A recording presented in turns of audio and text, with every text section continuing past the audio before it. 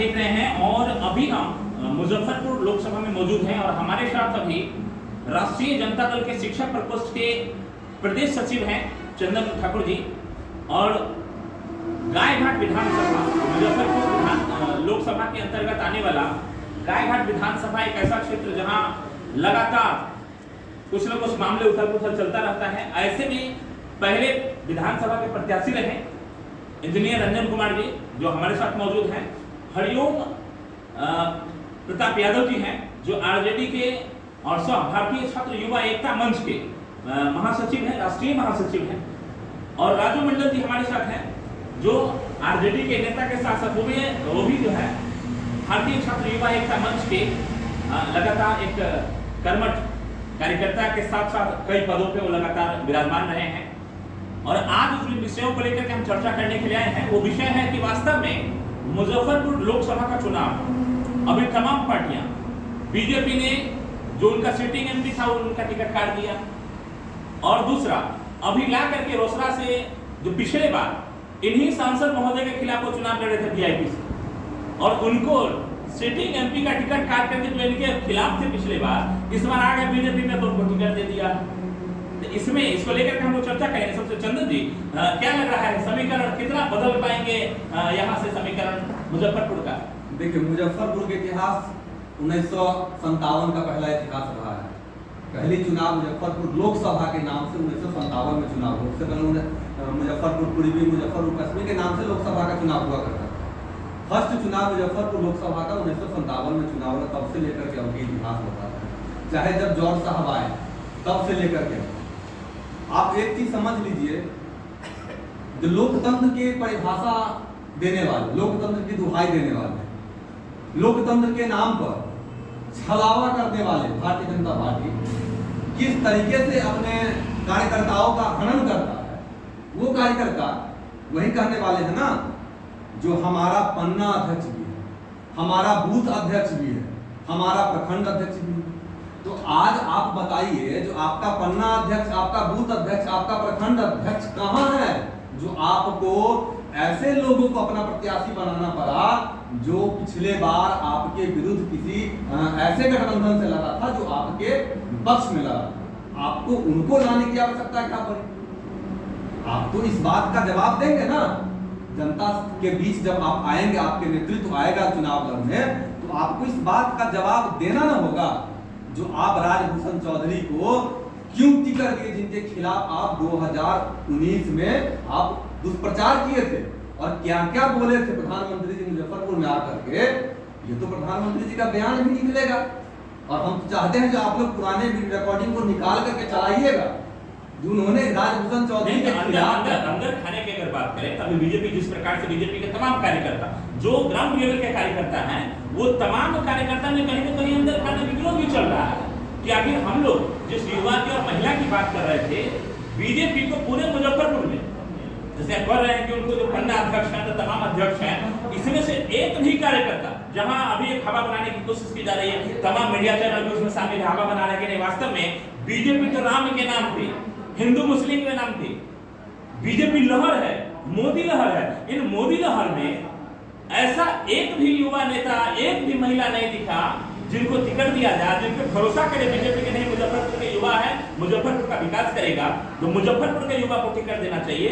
वो समस्तीपुर के लोगों को ला करके, जो पिछले बार नहीं के कंपटीशन में, तो उनको ला के यहाँ रखो। वास्तविक में मुजफ्फरपुर की समस्या पर मुजफ्फरपुर के जो लोग हैं, कार्यकर्ता, उनको तो इस बात को उठाना चाहिए। संगठन में वो तो उठाएंगे, भारतीय जनता पार्टी के संगठन करता ना उठाएंगे नहीं, अंदर खाने तो इसकी चर्चाएं लगातार जारी है। फिर चर्चाएं अगर चल रही है तो क्या आपका नेतृत्व पैसे के लेन देन करके टिकट बेचता है? इसका विरोध भी आपको करना चाहिए। हम तो यही कहेंगे, इसका विरोध भी आपको मजबूती से करना चाहिए। कभी क्या बोलते हैं, हाजीपुर के लोगों को उतारा जाता है, कभी समस्तीपुर के लोगों को उतारा जाता है। तो आप इस बात का निर्णय न करेंगे जो मुजफ्फरपुर की लोकल समस्या क्या मुजफ्फरपुर के लोगों के लिए परे है? क्या मुजफ्फरपुर के पास सामर्थ्य नहीं है जो मुजफ्फरपुर का नेतृत्व कर सके? तो अगर मुजफ्फरपुर के लोगों का नेतृत्व मुजफ्फरपुर के लोग नहीं करे, अगर उनमें सामर्थ्य नहीं है, तो जनता के बीच तो सामर्थ्य है ना जो मुजफ्फरपुर के लोगों को चुने। और हम आशा करते हैं कि 2024 का चुनाव महागठबंधन के उम्मीदवार और कांग्रेस के उम्मीदवार और मुजफ्फरपुर के लोकल उम्मीदवार होगा, और लोकल उम्मीदवार को मुजफ्फरपुर संसदीय क्षेत्र की जनता से हम आग्रह करते हैं कि एक बार इतने वर्षों बाद मुजफ्फरपुर के लोकल उम्मीदवार को आप जिताइए और मुजफ्फरपुर का विकास उसके बाद देखिएगा विकास की रफ्तार क्या है। हमारे साथ भी रंजन जी भी हैं, इंजीनियर रंजन कुमार जी हैं, जो पिछले बार विधानसभा के चुनाव लड़े हैं। तो रंजन जी, क्या लग रहा है इस बार, क्या मुजफ्फरपुर की जनता, क्योंकि हमने इससे पहले भी क्लिप बनाया है, उसमें हमने स्पष्ट कहा है कि क्या मुजफ्फरपुर में नेताओं का या मुजफ्फरपुर की जो समस्या है उसको लेकर के जूझने की कैपेसिटी या उसका सुधार करने की कैपेसिटी या उसको लेकर के आवाज उठाने का जो क्षमता मुजफ्फरपुर के युवाओं में होगा, वो बाहर से लाकर के कैंडिडेट उतार दे रहे हैं। क्या मुजफ्फरपुर के युवाओं को इसमें मौका मिलना चाहिए, नहीं मिलना चाहिए, इसको लेके आप अपनी क्या राय? सबसे पहले तो आपके मीडिया चैनल के जितने भी फॉलोअर हैं, सब्सक्राइबर हैं, सबको मैं पहले दिल से नमस्कार करता हूँ। रह गई बात जो मुजफ्फरपुर संसदीय क्षेत्र लोकसभा, जब से हम लोग का अनुभव रहा है, छात्र नेता भी बने, गोपालगंज से हम पढ़ाई किए, उस समय हम छात्र नेता के रूप में ABVP की अखिल भारतीय विद्यार्थी परिषद में भी रहे। जब से हम दूसरे जिला का भी लोकसभा का जो कार्यकलाप है और जो एक्टिविटीज जो था वो हमने छपरा, गोपालगंज, सिवान का भी हमने लिया। जो अभी तक हम मुजफ्फरपुर संसदीय क्षेत्र में जो कार्य जो देख रहे हैं, हम तो देख रहे हैं कुछ हुआ ही नहीं है। अब रह गया रोड कहीं बन रहा है, कहीं कुछ बन रहा है, वो तो सरकार आएगी जाएगी, बनेगी, बनते रहेगा। रोड खराब होगा फिर से उसका हमारा सवाल था रंजन जी कि क्या मुजफ्फरपुर के युवाओं को लेकर के जिस प्रकार से लगातार बीजेपी पर चर्चा कर रही है कि नहीं मुजफ्फरपुर का, और युवा और महिलाओं की बात लगातार हो रही है, ऐसे में क्या मुजफ्फरपुर में युवा और महिला नहीं दिखा बीजेपी को? बिल्कुल बिल्कुल। पार्टी कैसे चला रही है, पार्टी का क्या संगठन है, क्या कोर कमेटी है, तो पार्टी का अपना इंटरनल मामला है। मैं कुछ कटाक्ष बीजेपी हो या कुछ और अन्य दल हो मैं नहीं करूंगा। मैं एक विधानसभा प्रत्याशी हूँ गायघाट से। मैं पार्टी का विश्लेषण और कटाक्ष के रूप में हम नहीं बताएंगे, लेकिन मुजफ्फरपुर में ऐसे लोग हैं, युवा हैं, जो अगर एक ईमानदारी से कोई भी पार्टी, अगर मुजफ्फरपुर के कोई इंजीनियर है, डॉक्टर है, प्रोफेसर है, एजुकेटेड पर्सन को कभी खोजकर टिकट नहीं दिए, अगर टिकट देते, ईमानदार आदमी को देते, तो आज मुजफ्फरपुर का जो स्थिति हमारा मिथिलांचल का डेवलप हुआ, वहाँ के सांसद महोदय किए और जगह का सांसद महोदय किए, तो हमारी मुजफ्फरपुर का विकास या 10 साल 15 साल में कुछ नहीं हुआ है। अगर यहाँ का युवा ईमानदार अगर किसी को टिकट देने का अगर बीजेपी या महागठबंधन अगर करती है, तो हम आशा करते हैं कि मुजफ्फरपुर काफी आगे बढ़ेगी। और मुजफ्फरपुर हरिओम जी हमारे साथ हैं, हरिओम प्रताप यादव जी हैं, आप आरजेडी के नेता भी हैं। अभी एक तरफ तो बीजेपी को लेकर के लगातार अंदर खाने भी बीजेपी में, हालांकि इसको लेकर कलम लगातार जारी है। दूसरा, आपके आरजेडी कोटे में तो मुजफ्फरपुर रहा नहीं, चला गया कांग्रेस के कोटे में। क्या चाह रहे हैं आप लोगों के स्तर से, आरजेडी के स्तर से अगर आपसे चर्चा करें, क्या आरजेडी चाह रही है कि कांग्रेस अगर किसी कैंडिडेट को अगर टिकट दे वो मुजफ्फरपुर का युवा हो, मुजफ्फरपुर की महिला? सबसे प्रथम तो ध्वज एक्सप्रेस मीडिया कर्मी को तहे दिल से धन्यवाद है, हमारी टीम से और आरजेडी परिवार से। मुजफ्फरपुर सबसे पहले तो युवा का एक नई पीढ़ी, और वह पीढ़ी सही कैंडिडेट का तलाश भी कर रही है। बीजेपी हमेशा से लुटते आया और आज लगभग 10 सालों से निषाद जी भी हैं, यहाँ के सांसद रहे, उनमें कोई आज तक कोई भी उसका विकास ही नहीं हो पाया। तो इससे प्रदर्शित होता है कि फ्लाइट चेंज ऑफ प्लान, उस चीज को बदल दिया जाए। आरजेडी के खेमा में हमारे यशस्वी तेजस्वी प्रसाद यादव जी उप मुख्यमंत्री थे, उनके जीवन काल में उतना जितना दिन भी रहे उनकी सरकार में दोनों नीतीश कुमार और आरजेडी की गठबंधन रही। जितनी गवर्नमेंट जॉब मिली आज तक 17 महीनों में, कितना विकास, चूंकि देखिए इससे पहले कैप्टन निषाद रहे हैं, अब उनके बेटे अजय निषाद लगातार सांसद रहे हैं, यहाँ से कितना विकास कर पाए हैं, और इसको लेकर के इस बार अगर उनको टिकट मिलता तो कितना बेनिफिट होता बीजेपी को? विकास है तो हर युवा खुश रहता है। उनसे सभी युवा दुखी, क्योंकि 10 साल से लगभग उन्होंने योगदान दिया इस पार्टी में, बीजेपी में रहे, और आज तक हमको 0% विकास का अवधि आया। सबसे बेस्ट में है कि कांग्रेस के साथ गठबंधन में है, आरजेडी सभी दल के साथ है। सभी लोगों से अपील है कि इनका समर्थन किया जाए और मुजफ्फरपुर का विकास। नहीं तो क्या अभी राजू मंडल जी, आप तो लगातार आरजेडी के साथ साथ भारतीय छात्र युवा एकता मंच में भी आप लगातार एक्टिव रहे हैं, और भारतीय छात्र युवा एकता मंच के माध्यम से भी आप लोग लगातार हम देख रहे हैं कैंपेन कर रहे हैं। तो अभी चूंकि आरजेडी के कोटे के जो सीट था यहाँ मुजफ्फरपुर जो पड़ा है वो कांग्रेस को पड़ा है, जब कांग्रेस की सीट जो है यहाँ आप लोगों से अगर चर्चा होती होगी कांग्रेस की, तो क्या लग रहा है चर्चा इस बात को लेके होती होगी कि मुजफ्फरपुर में युवाओं को दिया जाए या मुजफ्फरपुर का स्थानीय नेता को दिया जाए?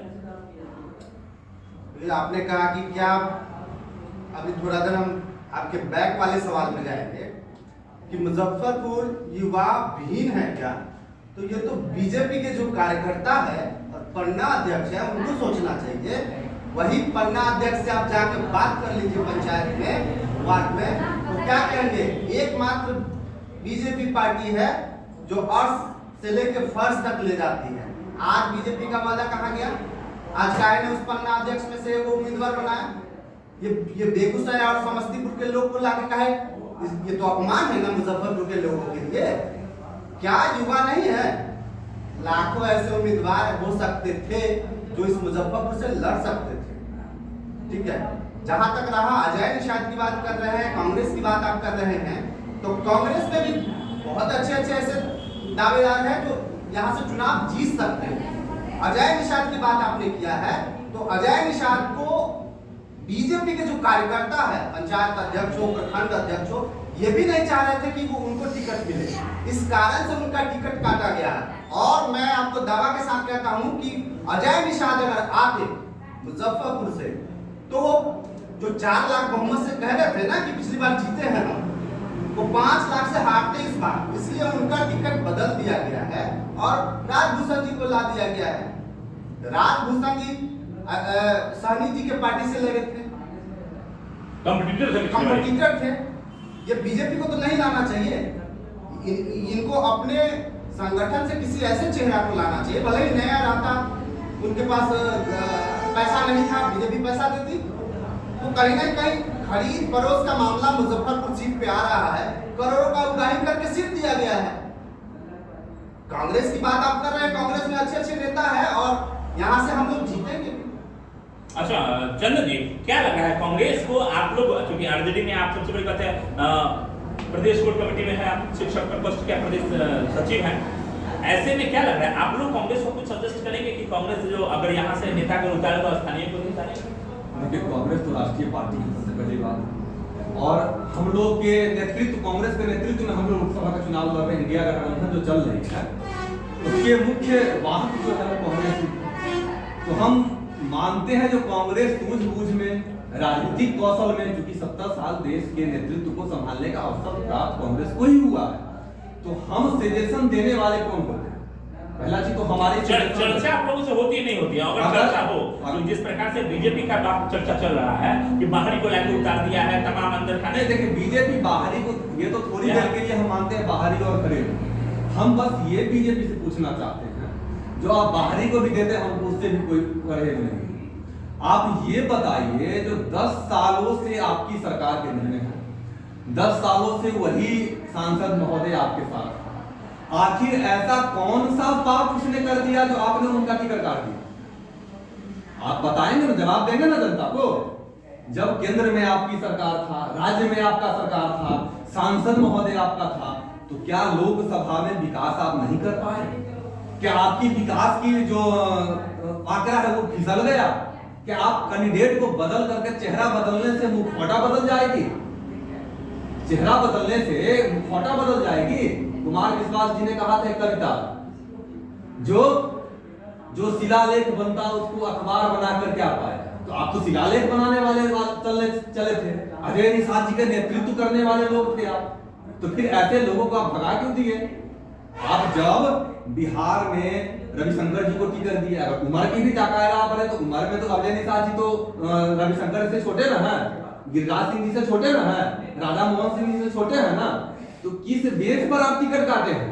तो कहीं ना कहीं आपका नेतृत्व में 10 वर्षों में जो सरकार चल रही है वो विफलता की ओर चला गया और आप अपनी विफलता अपने सांसदों पर थोप करके उसकी टिकट काट रहे हैं और चाहते हैं आपकी विफलता छुप जाए। ये छुपने वाली नहीं है, ये जनता जानती है। जो आपकी विफलताओं, सांसद की विफलताओं को छुपा नहीं सकता है। आपने 10 वर्षों में रोजगार के लिए जीरो टॉलरेंस लाने का काम नहीं किया, आप रोजगार जीरो दिए, क्योंकि जीरो का परिवारवाद और तमाम मुद्दा लेकर के लगातार बीजेपी आप लोगों पे हमलावर रहती है, आरजेडी पे, कांग्रेस पे हमलावर रहती है। ऐसे में यहाँ एक तो उनके पिताजी पहले से रहे, कैप्टन निशा जी, उनके बाद उनके पुत्र रहे हैं, अब पुनः आप लोग जब उनका टिकट कटा है तो आपके तमाम आरजेडी के लोग भी आप सवाल उठाना शुरू कर दिए हैं। तो ये परिवारवाद को वो भी समाप्त करने की कोशिश कर रहे हैं, हो सकता है? हाँ बिल्कुल हो सकता है। मोदी जी पूरे परिवारवाद को समाप्त किए हैं। बिहार से ही चर्चा अगर हम करते हैं तो 1 मिनट और समय दे ही दीजिएगा, हम चर्चा कर देते हैं परिवारवाद का। मोदी जी ने परिवार को बर्बाद कर दिया, परिवारवाद को बर्बाद कर दिया। सबसे पहले तो चिराग जी को बर्बाद किया उन्होंने 2020 के चुनाव में, पशुपत पारा जी और चिराग जी में खून डलवा करके, उसके बाद उनको केंद्रीय मंत्री बना करके परिवारवाद का विरोध किया। आज जब टिकट बंटवारा हुआ है तो चिराग पासवान जी को 5 टिकट मिला, वो परिवारवाद नहीं, क्योंकि चिराग जी तो राष्ट्रीय आंदोलन से निकले हुए नेता है, चिराग पासवान तो राष्ट्रीय आंदोलन से निकले हुए नेता है, तो उनको टिकट मिला है 5 को, परिवारवाद का खत्म हुआ। जीतन राम मांझी जी परिवारवाद का पर्याय नहीं है, समधन उनका विधायक है, बेटा एमएलसी है, बेटा मंत्री है, खुद विधायक है, खुद इस बार सांसद का नॉमिनेशन भर रहे हैं, तो वो परिवारवाद का पर्याय नहीं है। क्योंकि मांझी जी भी देश बिहार के विकास के आंदोलन से निकले हुए नेता है। उपेंद्र कुशवाहा जी किनके निकले हुए नेता है आपको भी पता है, कौन उनको नेता बनाया था, किनसे गद्दारी करके आज वो इधर उधर करके घूम रहे हैं। जब चिराग जी को टिकट देने का मौका मिला तो उनके जीजा जी मिल गए। अब समस्तीपुर से जिनको टिकट मिला उनके पिताजी का नाम क्या है? अशोक चौधरी जी के ना बेटी है।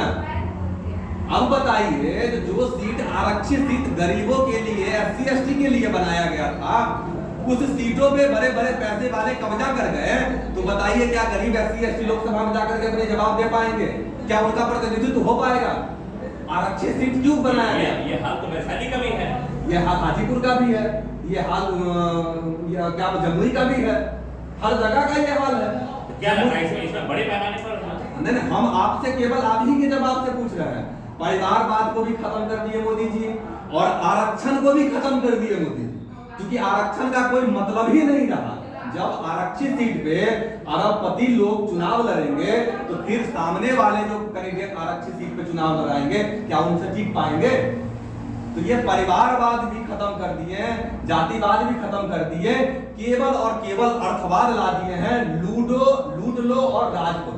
अंग्रेज का अभी की अगर बात करें तो अभी वर्तमान जो हम लोग समीकरण देख रहे हैं, जो इनको सीट मिला और पासवान के नेता कहे जाते हैं चिराग पासवान, और चिराग पासवान को लेकर के बहुत ज्यादा हमने क्रेज भी देखा है। तमाम पासवान की बस्ती में चले जाइए तो झंडा उठा करके दौड़ने में 1 मिनट की देरी नहीं होती है। लेकिन ऐसे समय में आप अगर देखें तो वैशाली का सीट, हाजीपुर का सीट देख लीजिए, तमाम जगहों की सीट, या आपने जो चर्चा की समस्तीपुर का सीट, जमुई का सीट देख लीजिए, इन तमाम सीटों पे कितने पासवान को टिकट मिल पाया है, या कितने जो आरक्षित सीट है उनसे निकल कर वहां पहुंच पाएगा, कितना भविष्य उज्जवल कर रहे हैं ये तमाम पिछले। हम ज्यादा सीट पे बात नहीं करेंगे, हम जमुई और समस्तीपुर की बात करते हैं। SC ST कोटा का सीट है और SC ST की बात भी चिराग पासवान जी करते हैं, अपने समाज के प्रतिनिधित्व की बात करते हैं।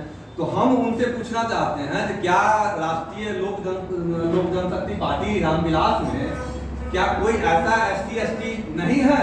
उनके खंड कार्यकर्ता, जिला कार्यकर्ता, प्रदेश कोर कमेटी में क्या दलित समाज से कोई भी ऐसे कार्यकर्ता उनके पार्टी में नहीं जिनको उन्होंने उतार देता और उनको चुनाव की सवाल ये भी कि क्या अभी तक कितने दिन से जो कि उनके पिता रामविलास जी लगातार सांसद रहे हैं और उनको मौसम वैज्ञानिक कहा जाता था, ऐसा कोई सरकार नहीं जिसमें वो नहीं रहे, और ऐसे में इतने लंबे समय कार्यकाल देने के बाद भी अभी तक उनके पास एक भी ऐसा SC उन्होंने नहीं तैयार किया, SC चेहरा तैयार नहीं किया जिसको आरक्षित सीट से लड़ा पाया, जिनको उनको भरोसा हो।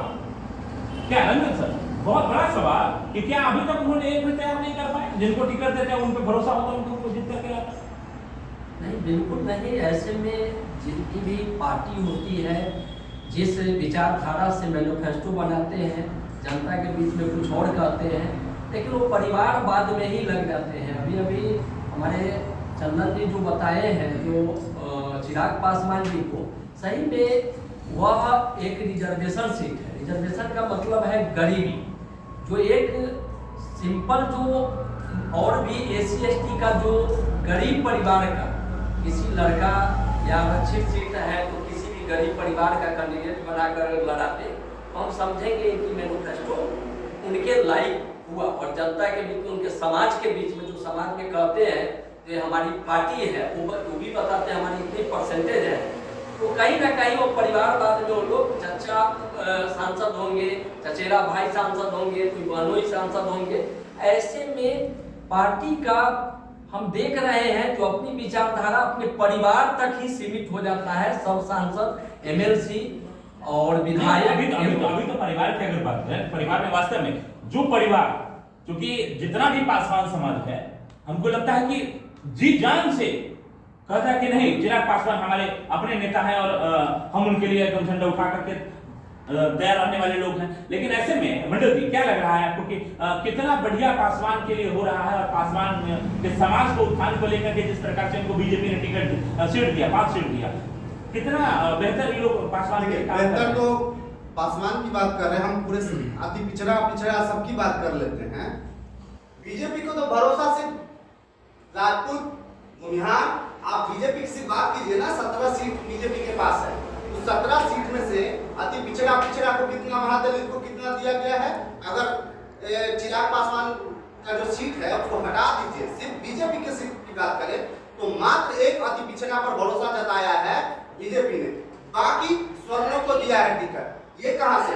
जब वोट की बात आएगी तो अति पिछड़ा और पिछड़ा से आप वोट ले लेंगे, और टिकट देने की बात आएगी तो आप स्वर्णों को देंगे। जिसकी 85% हिस्सेदारी है उसको एक टिकट, और जिसकी हिस्सेदारी 15% है उसको आप 16 सीट दीजिएगा। तो ये तो बीजेपी की नीति है। और जहां तक रही चिराग पासवान की बात, तो चिराग पासवान को देखा गया कि ये कहीं तेजस्वी यादव जी के साथ भाग न जाए, इसलिए वो 5 सीट दे दिया गया है। तो उस सीट का फायदा तेजस्वी प्रसाद यादव जी उठा रहे हैं और अपने जीजा को, बहन को, बहनों को, रिश्तेदार को दे रहे हैं। यही चीज मांझी जी कर रहे हैं। तो बीजेपी के जितने भी घटक दल हैं, सबका तो वही हाल है। हम लोग के पास एक तत्काल एग्जांपल है।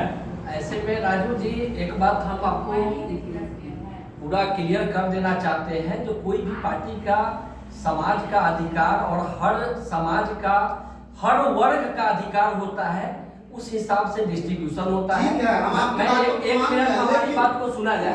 आप सुनिए, पहले मैं बता रहा हूँ, आप जो सुनिए, आप जो कह रहे हैं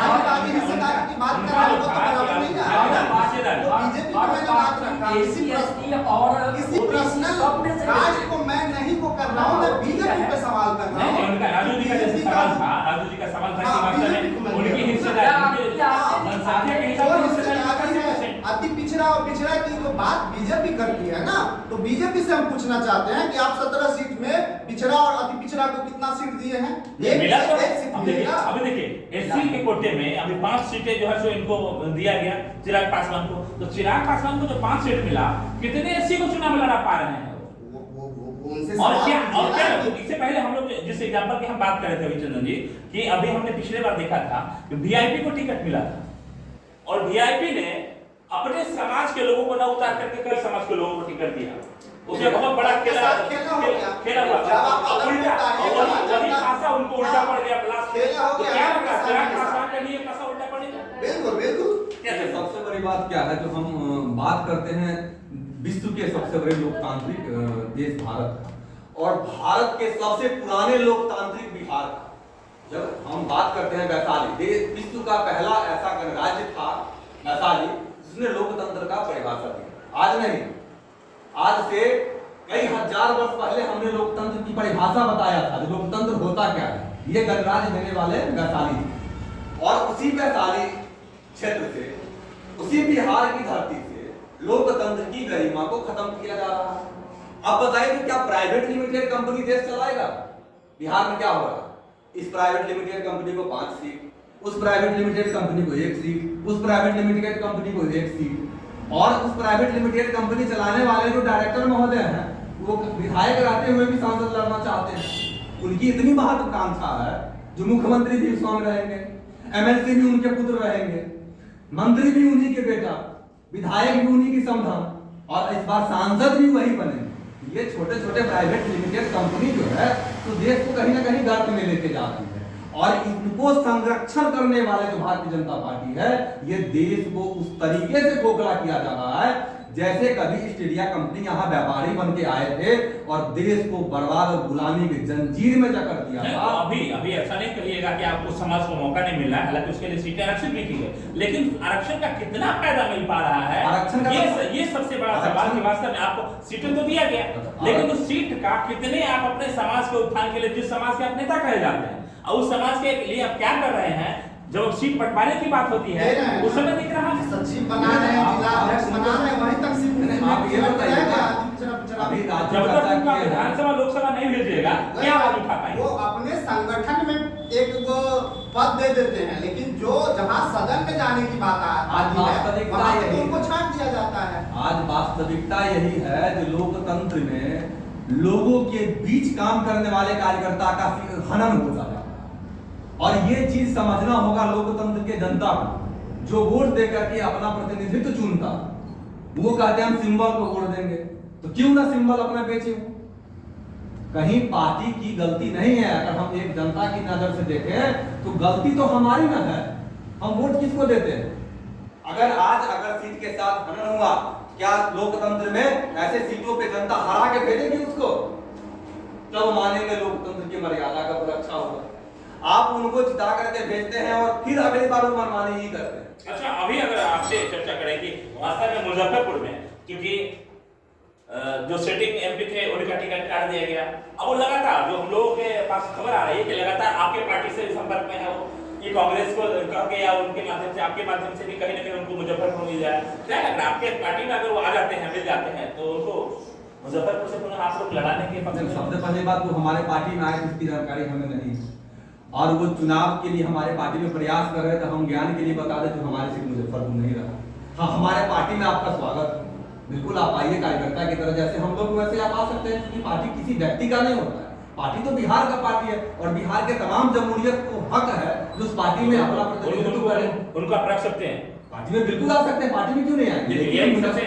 सबसे बड़ा सवाल था कि वास्तव में अभी जो सिटिंग एमपी है उनका टिकट कटा, और वो लगातार प्रयास में है कि इंडिया गठबंधन का जो सीट है मुजफ्फरपुर कांग्रेस के कोटे में आई है, कांग्रेस से ही वो चुनाव लड़ने के तैयारी में लगातार थे, जिसको लेकर के पैरवी, जो हमारे सूत्र बता रहे हैं कि आपके यहाँ भी गए थे पैरवी के लिए, कि आरबीडी पैरवी करके कहीं ना कहीं उनको मुजफ्फरपुर से कांग्रेस को कन्विंस करे कि उनको टिकट दे दिया जाए। लेकिन अब कितना, अभी चूंकि अनाउंसमेंट सीट का नहीं हुआ है, जिसको लेकर के हम लोग अभी चर्चा नहीं कर सकते, कुछ कह नहीं सकते, कोई कन्विंस नहीं कर सकता। हम आपको पहले बताए थे, कांग्रेस एक राष्ट्रीय पार्टी है और उनका नेतृत्व बहुत मजबूत है। नहीं तो मुझे कार्यकर्ता भी मजबूत है। बिहार में आप तो बड़े भाई की रोल में है ना? हाँ बिल्कुल है, बिहार में बड़े भाई बड़ा भाई छोटा भाई के लिए तो, और बिहार में हम 40 लोकसभा सीट की जिम्मेवारी भी लेते हैं, जो हमारे नेतृत्व में चुनाव होगा, हमारे नेता तेजस्वी यादव जी के नेतृत्व में चुनाव होगा। यही तो चर्चा कर रहे थे कि आप बड़े भाई के रोल में हैं, अगर आपके पास आएंगे तो छोटे भाई को कहिएगा ना कि हम इसको रख लीजिए, लेकिन हमारे कोटे में 26 सीट मिला है, उससे हम संतुष्ट हैं,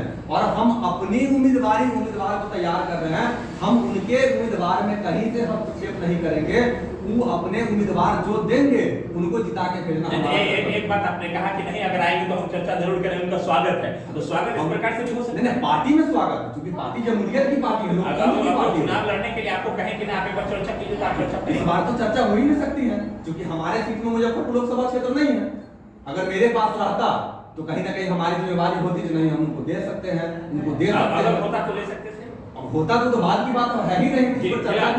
बहुत बहुत धन्यवाद आप तमाम लोगों का, चंदन जी आपको, निरंजन कुमार जी आपको भी, हरिओम जी आपको, और राजू मंडल जी, हम लोगों ने भी चर्चा किया लगातार। हालांकि मुजफ्फरपुर का विकास कैसे हो पाएगा, और हम लोग लगातार देख रहे हैं कि मुजफ्फरपुर के साथ जिसको भी मुजफ्फरपुर के लोगों ने चुना, सबने मुजफ्फरपुर को अभी तक बहुत बेहतर विकास की, जो नदी बह सकती थी वो नहीं बह करके एक नाला की तरह भी नहीं बह रही है ढंग से। ये बड़े दुर्भाग्य की बात है मुजफ्फरपुर के लिए, लेकिन उम्मीद करते हैं कि तमाम जो जनता मालिक है वो जगेगा। और इस बार मुजफ्फरपुर का भविष्य किनके हाथ में दिया जाए, बाहरी हो, क्योंकि देखिए लोकसभा चुनाव है, को भारत का नागरिक है, कहीं से भी चुनाव लड़ सकता है, लेकिन सवाल सबसे बड़ा ये कि क्या वास्तव में मुजफ्फरपुर में युवाओं की कमी थी, महिलाओं की कमी थी, जिसको लेकर के लगातार चर्चा जारी था। और दावा ठोकती है बीजेपी कि वास्तव में हम युवाओं के लिए वो काम कर रहे हैं और महिलाओं के लिए काम कर रहे हैं। जो मुजफ्फरपुर में फिलहाल न तो कहीं मुजफ्फरपुर का युवा दिख रहा है, न मुजफ्फरपुर का युवा न कहीं महिला दिख रहा है।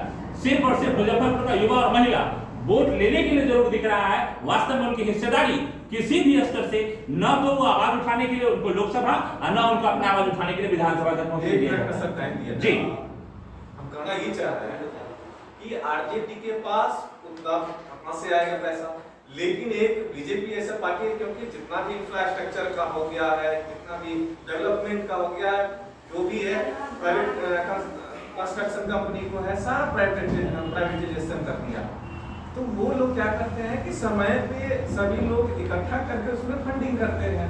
अभी देखिए कि 6200 करोड़ का बीजेपी को फंडिंग किया है, तो वो पैसा कहाँ इन्वेस्टमेंट करेंगे?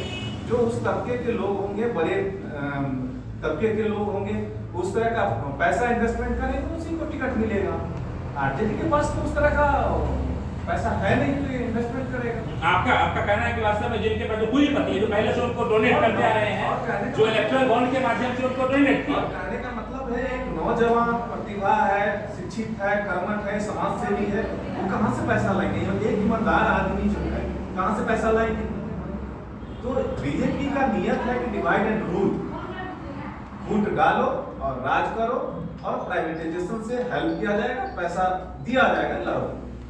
देखिए अभी सबसे बड़ी बात जिस सवाल को लेकर हम चल रहे थे कि वास्तव में बीजेपी किस स्तर पे, और अभी लगातार हम लोगों ने देखा कि एक पार्टी का जो है अकाउंट सीज हो जाता है, दूसरे पार्टी के पास तमाम फंड होने के बाद भी उसमें कोई न तो सीबीआई नहीं ली, कुछ नहीं हो पाता है।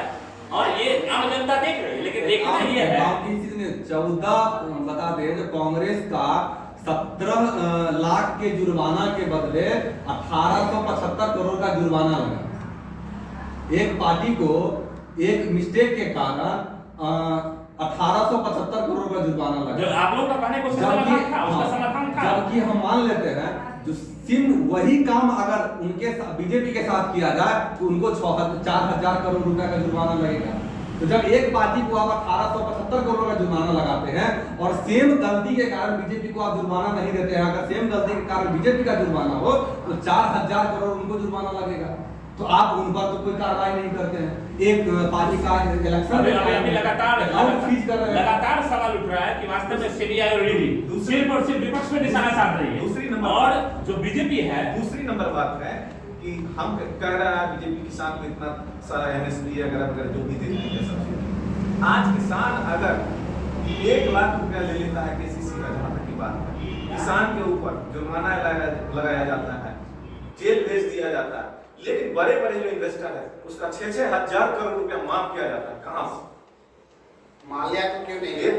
विजय इस बार क्योंकि देखिए तमाम मुद्दे हैं, तमाम मुद्दों पे हम लोग चर्चा किए, लेकिन अब जो है विषय जनता करेगी, ये जनता सब देख रही है, जनता सब देख रही है। हम उम्मीद करते हैं हरिओम जी कि हम लोग जिसको लेकर चर्चा कर रहे हैं, आप जो सवाल रख रहे हैं कि वास्तव में गरीबों के ऊपर ही केवल अत्याचार किया जाता है और बड़े बड़े जो है जो मोटा गुल्ला लेकर के भाग रहे हैं उनके ऊपर कोई कार्रवाई नहीं की जा रही है, उनको अलग से छूट अलग से दे दिया जा रहा है। ये तमाम सवाल है, लेकिन जो इस बार लोकसभा चुनाव है इसमें तमाम जनता से हमारे चैनल के माध्यम से अपील है कि वास्तव में आप अपने स्वविवेक पे निर्णय लेते हुए भारत के उत्थान के लिए, भारत कैसे हमारा विकसित भारत हो सके, इसके लिए आप काम कीजिए और इसके लिए वोटिंग कीजिए कि वास्तव में आपके क्षेत्र का सांसद कौन हो जो आपके क्षेत्र का आवाज उठा सके और तमाम जो समस्याएं हैं उनको दूर करने का काम कर सके। बहुत बहुत धन्यवाद तमाम दर्शकों का, आप लोगों को बहुत बहुत धन्यवाद। चंदन जी हमारे साथ जुड़े और उम्मीद करते हैं कि मुजफ्फरपुर का युवा जो हमारे साथ देख रहे हैं वो तमाम युवा हमारे बातों से कितना सहमत है, असहमत है, क्या मुद्दा होना चाहिए, अगले बार जब हम किसी अन्य नेताओं के साथ मिलेंगे तो क्या टॉपिक होना चाहिए, हमारे कमेंट बॉक्स में लिख करके जरूर बताएंगे। और जो भी आप कमेंट बॉक्स में भेजेंगे अगले बार जो भी एपिसोड हम चलाएंगे उसमें दिखाने का काम जरूर करेंगे। बहुत बहुत धन्यवाद तमाम दर्शकों का, आप सभी लोगों को बहुत बहुत धन्यवाद।